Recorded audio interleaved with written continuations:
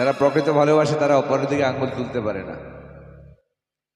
যে প্রকৃত ভালোবাসে সে তার ভালোবাসার মানুষটার দিকে এখনো আঙুল তুলে বলে না তোমার জন্য বিয়ে করে আনলে এই অবস্থা আজকে, এরকম কোনোদিন বলে না।